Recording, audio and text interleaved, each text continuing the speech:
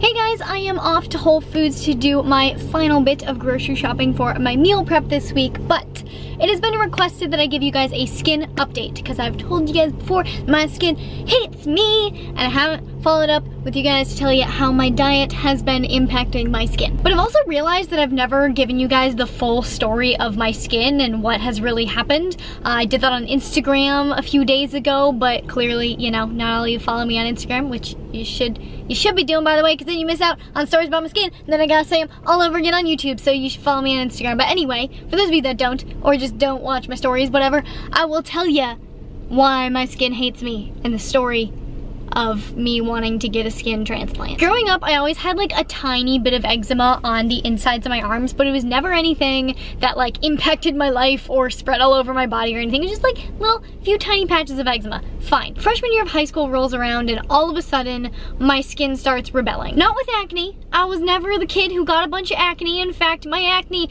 has been like pretty much non-existent except for a few pimples like once a month. No, instead my whole neck got so dry that it ended up hurting to turn my head because it would stretch and crack my skin, and it was incredibly painful and uncomfortable, and it was horrible. And at the same time, my eyelids started to get really dry, so when I would wake up in the morning, they'd be so dry that my eyelids would almost be swollen and I couldn't open my eyes properly. So I was kind of miserable. Went to a few doctors, no dermatologist was able to give me anything that actually helped. Finally, as a last ditch resort, I went to acupuncture, and that actually ended up clearing it up about 80% of the way. And then finally, I went to another doctor who gave me another prescription, and that ended up being able to clear it up the rest of the way. So for a while, I was chilling, you know? My skin was fine. Whenever I had any sort of patches or anything show up, I would just put the cream on it and it'd be a-okay. Then college rolls around. I went to school in Boston, specifically MIT, wearing this sweatshirt by coincidence, and my skin was fine while I was there.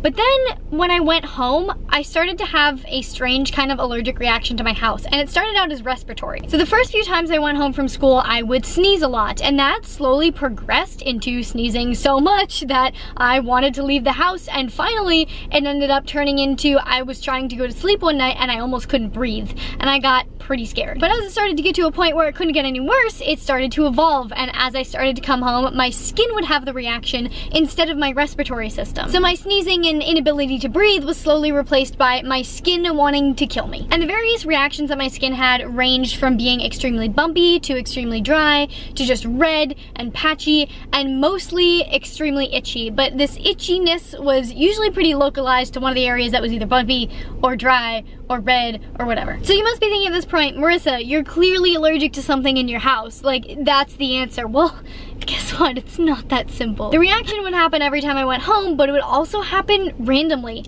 out of nowhere, when I was still at school, or if I would travel somewhere else, or at other times where there was seemingly no connection to anything. And I've had 2 or 3 really bad flare-ups since graduating without me even going home, so I can't figure out what's triggering it. But since graduating, it has gotten worse and worse, and like about 2 months ago, it happened again, but this time it was pretty much all over my body and my entire skin. I felt kind of like a lizard, you know? It didn't feel like I had real skin, and my entire body was itchy, and I literally, and still right now, I'm covered in scratches and bruises because, you know when you scratch your legs through like leggings, it bruises your legs because you're pushing so hard?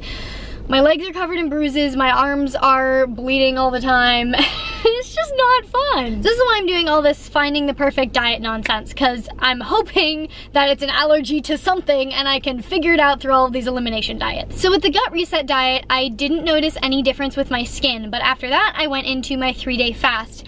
And by the end of the 3-day fast, I felt like my skin was getting really close to getting back to normal. And it's possible that this was just a coincidence because I was also using more of my medicated creams a few days before that, I think. But as soon as I started eating after my fast, like literally the day after I broke my fast, my skin went crazy again. And so I will be testing the foods that I added back into my diet during my elimination diets to see if I am intolerant to any of them and see if it's the food that triggered it or if it's just the eating that triggered it, which would be quite difficult to figure out how to deal with. I am going to an immunologist this week, and I'm really excited because I'm hoping that I'll be able to get some sort of like blood test to test what foods I might be allergic to or what materials or anything I might be allergic to. I have gone to an allergist before, that didn't help very much. So yeah, that's pretty much everything I can remember about the story of my skin right now. So far it seems that the fast seem to help, but keto doesn't seem to have helped too much. So it's possible that if I did keto for a long time, that the metabolic changes that occur with being in ketosis for a prolonged amount of time might help.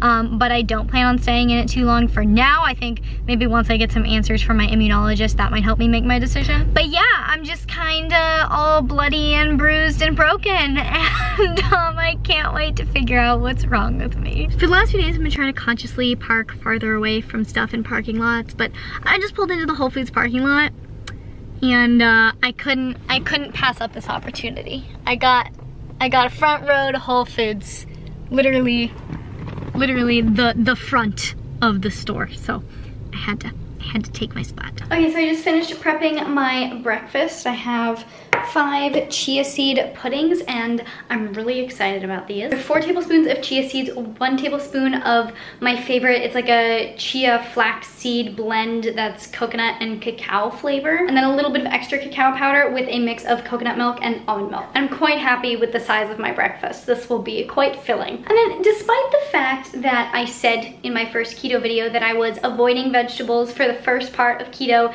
just to like make sure I got into ketosis, I got a lot of comments from people saying, Marissa, you should be eating more veggies. Why aren't you eating more veggies? I'm like, did you listen to my video? Well, for all of you people that were like, Marissa, you need to eat more veggies,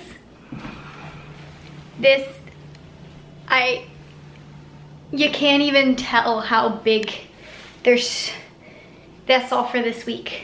For dinner, I'm having a salad with a side of salad. Like, just, this is a massive pile of greens, and I'm planning on consuming all of it. We'll see how it goes, because I might have overestimated the number of cups that this would make. But yeah, that's my week's worth of dark leafy greens and some other greens. Also, while we're on the subject of being healthy while doing the ketogenic diet, I finally got back to doing my Science Sunday posts on my Instagram, and my last one was about the neuroprotective effects of the ketogenic diet, and it's super interesting. Like the article that I linked to, which I guess I linked on my Twitter, super interesting. Definitely recommend reading it, all about how the ketogenic diet can potentially help treat neurodegenerative diseases like Alzheimer's and Parkinson's and stuff. So super interesting, highly recommend. So my side salad for my dinner salad is a Tuscan kale salad, which honestly will probably end up being bigger than my main salad, but it's a very basic salad, so it kind of feels like a side salad. But anyway, while I'm making the dressing for that, I'm gonna update you guys really quick on my physical therapy. So about a year ago, I noticed that my body is kind of crooked. My legs appear to be different lengths, and my spine appears to be slightly curved, so when I stand straight up, I actually kind of like lean to the side a little bit. This became super apparent when I was squatting, and when I squat heavy for like hypertrophy, my weight ends up shifting over to the side very dramatically when I get to the last few reps, when my body starts to get tired. Like, I don't know if I can, my squat, and then when I come up, my body does that. And I was like, this is not good. If this doesn't get fixed, like when I'm 70, I'm gonna be walking super crooked and it's gonna be a bad time. So for the longest time, I wanted to go see a physical therapist, and I was essentially just too lazy to go make an appointment, / my life was insane, and I went to Alabama and things were just getting in the way. But I finally went to go see a physical therapist. Turns out I'm right, I'm not crazy. My body is slightly crooked, and so he's given me a few exercises to try to counteract the balance and figure out really what the root cause is and how we can fix it. I guess it's possible that it's actually a structural deviation, and one of my legs is actually longer than the other, and so that's something that clearly you can't really fix through physical therapy, and I'd have to end up getting like a shoe insert and then just live my life with one leg shorter than the other. But what he ended up determining is that it seems like my pelvis is like, if this is my pelvis, it's like rotated like that. And so now I'm doing a bunch of exercises that are supposed to put my pelvis back in alignment and also strengthen all of the stabilizing muscles around it so that, you know, it doesn't go back all crooked. And so this is why in my video on the 5 lifts that you need to know, I didn't want to demonstrate them myself because my body is crooked, and so my form is not great. Oh my god, all of my garlic has gone bad. This is upsetting. So it's been about 2 weeks since my first physical therapy appointment, and I was doing the exercises almost every day. You know, there were a few days I didn't go to the gym, didn't do the exercises. But I avoided squatting heavy until the day before my second appointment, just so I could see like what the progress was and not undo the progress by reinforcing my bad recruitment patterns.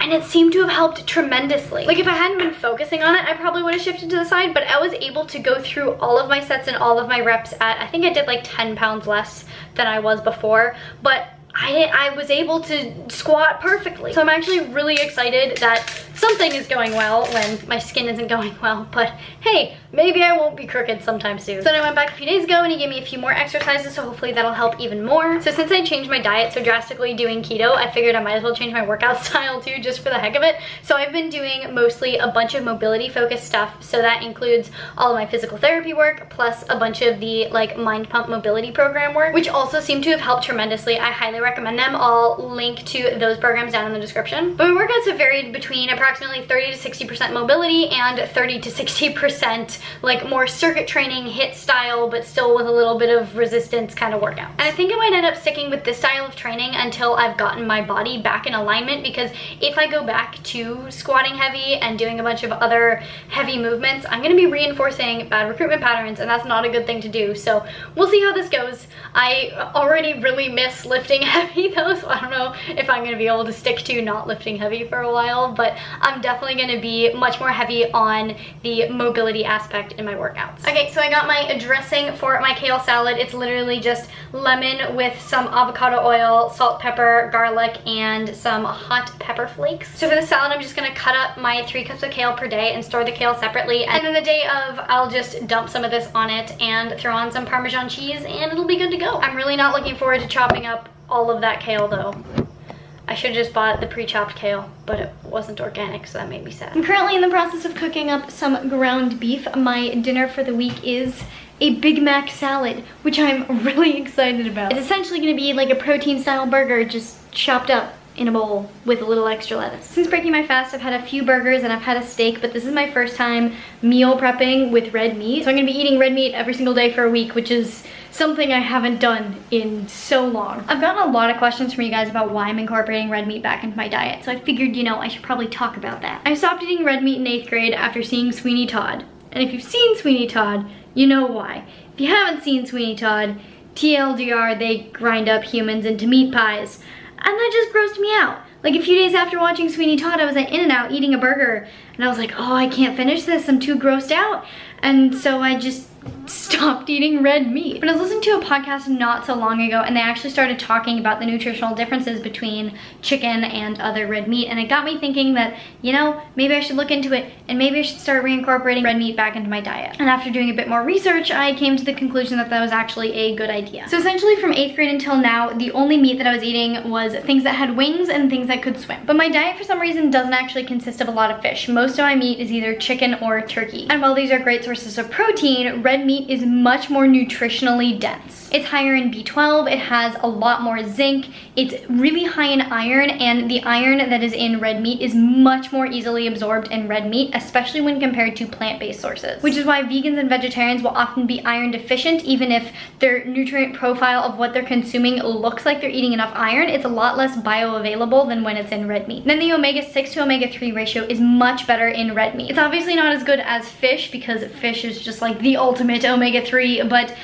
compared to chicken, the ratio of omega-3 to omega-6, beef has much higher concentration of omega-3. So yeah, essentially I just incorporated back into my diet because I really had no legit reason not to eat it, and it's better than what I was currently eating. The majority of the studies that demonize red meat and link it to negative health effects are all observational studies, which means the scientific method wasn't technically followed, and there are an insane number of confounding variables that can mess up the conclusions. The purpose of those kind of studies is to present a hypothesis, which should then be studied in a more clinical setting that goes through the scientific method, make sure they control all the variables and have a placebo group, etc. I'm gonna go ahead and link down in the description the first podcast that made me actually start questioning my lack of red meat eating, and then a few other podcasts and articles and information and stuff from sources that I really trust that explain why red meat has been demonized and why this shouldn't be the case. Okay, it's 12:30 at night, so I am giving up for now on meal prepping, but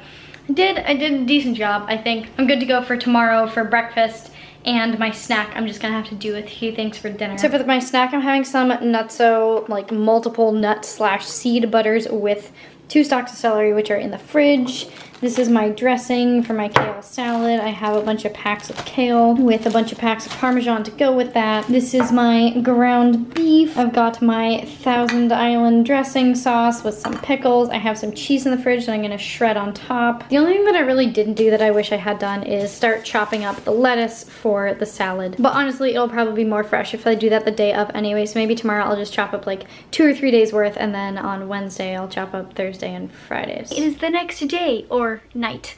This has been a long day. At work, I was supposed to be unstapling and just scanning in hundreds and hundreds and hundreds of documents. So that was fun. And on top of that, taxes are due tomorrow. And I was just having a ton of issues with TurboTax. And so I was on the phone with them for about 3 hours.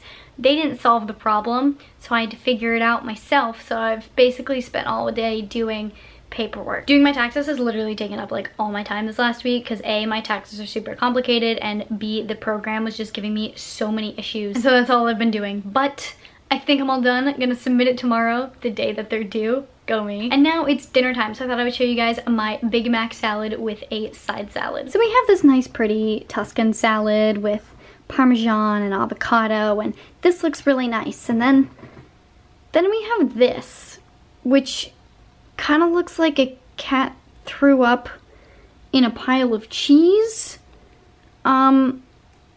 But I think it's gonna taste really good, so I'm really excited about it. Okay, just mix it up and it looks a lot more edible. It also looks like all of my toppings disappeared, but that's probably because I have like 5 bajillion cups of lettuce in there, so everything just kind of got buried. But it's looking a lot less gross. Oh my god.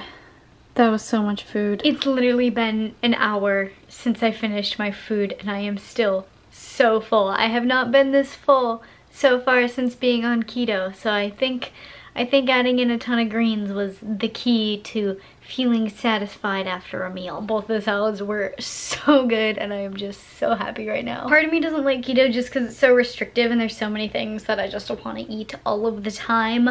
But the other part of me absolutely loves it because literally every meal, every snack I've had so far while doing keto has just been so good, and just all of the food has been amazing. So I really only feel deprived when like I'm surrounded by people who are eating a bunch of stuff that I can't eat that looks good, but other than that, like I'm eating real good and I'm pretty happy about it. I'll put all of my meal prep recipes in the description of the video again in case you guys want to try any of these if you're doing keto, or honestly any of these recipes would be good for non-keto as well. I hope you guys like this video. It was a little bit random and a bit of a update to jumble, but yeah, I don't know, there was just some stuff that I wanted to tell you guys, so I thought I'd just get it all out there. But I think it's time now for me to start thinking about getting ready for bed, so I'm gonna go. In the meantime, please give this video a little thumbs up because it really does support me and my channel, and I really appreciate it. Share this video with all of your friends and your family and your neighbors. Maybe put it on Twitter. Subscribe for more videos and hit the little notification button so you don't miss any videos, and I will see you very soon. Bye.